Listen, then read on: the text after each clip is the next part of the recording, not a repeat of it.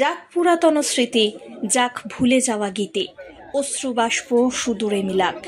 কবিগুরুর এই গান দিয়েই প্রত্যেকবার স্বাগত জানানো হয় পয়লা বৈশাখকে। বাঙালির কাছে পয়লা বৈশাখের সঙ্গে সঙ্গে আবেগের অপর নাম ফুটবল। বছরের শুরুতেই বার পুজোয় মেতে উঠল ময়দান। নববর্ষ মানেই ময়দানি রেওয়াজ বার পুজো।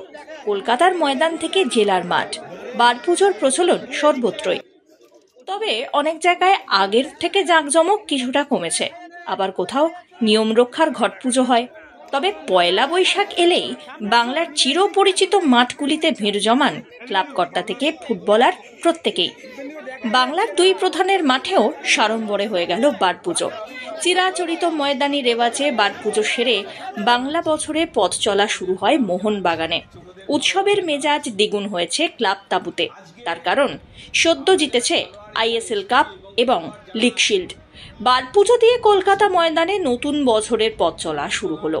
মোহনবাগান তাঁবুতে বার পুজোর অনুষ্ঠানে হাজির হন প্রবীণ থেকে নবীন সকলেই।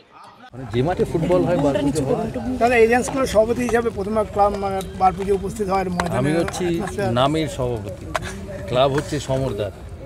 সমরদার যা বলবে এখানে তাই হবে। দাদা মোহনবাগান এবারে যে ট্রফি আমি আছি বা সেটাই যথেষ্ট। মোহনবাগান ট্রফি জিতলো, কি বলবেন এবার? মোহনবাগান আমরা দারুণ টিম। আইএসএলে 2014 থেকে ট্রফি জিতছি প্রথম বছর থেকে। দাদা কালকে মহেন্দ্র সিং ধোনির ইনিংসটা কি বলবেন? লাস্ট মুহূর্তে নেমে এরকম একটা যে পারফরমেন্স। হ্যাঁ, ভালো খেলেছে, যদিও বেশি রান করেনি লখনৌ। 160 আজকাল টি20তে অত রান না, কিন্তু ধোনি দুবে দুজনেই ভালো খেলেছে। বলেছে যে ধোনি ক্যাপ্টেন্সি করলে পরে মনে হয় যে চেন্নাই টিমটা অনেকটা স্ট্রং হবে, সেটাই দেখা গেল যে ডিফারেন্ট এসছে। হ্যাঁ, ধোনি দারুণ ক্যাপ্টেন। এদিকে নববর্ষে ময়দান জুড়ে উৎসবের মেজাজ। বার পুজো পালন হয় ইস্ট বেঙ্গলেও। সামনেই সুপার কাপ।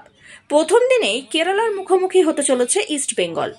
নতুন বছরে কাপের খরা কাটিয়ে আবার নতুন করে মশাল জ্বালানোর প্রস্তুতি নিচ্ছে লাল হলুদ শিবির। প্র্যাকটিস ফিরল মাঠে, একটা উৎসবের আবহাওয়া, কি বলবো? না, চেষ্টা তো করা হচ্ছে যে সব পুরনো ফিরে আসুক, করে নতুন দিক নির্ণয় তৈরি হোক। আমাদের 100 বছর আগে যখন আমাদের ক্লাব জন্ম হয়েছিল, তখন বহু ঋষি মনি ঋষিরা আমাদের ক্লাবের সাথে যুক্ত ছিল। কে জানে কে জানে না আমি জানি না। যেমন রবীন্দ্রনাথ ঠাকুর, বিবেকানন্দ, সিআর দাস, আশুতোষ মুখার্জি। তা আমরা তখন থেকে স্ট্রাগল করছি। আবার যখন 100 বছর হলো, আবার স্ট্রাগল আমাদের শুরু হয়েছে। তো এই স্ট্রাগল আমরা করছি, খুব তাড়াতাড়ি আমরা জায়গায় ফিরব।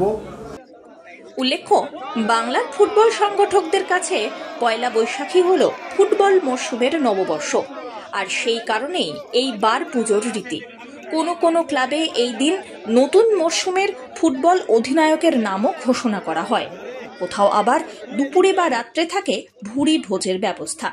আর সব মিলিয়ে বছরের প্রথম দিন থেকেই জমজমাট বাঙালির সেরা ফুটবল খেলার ময়দান। Bureau report, One India Bangla.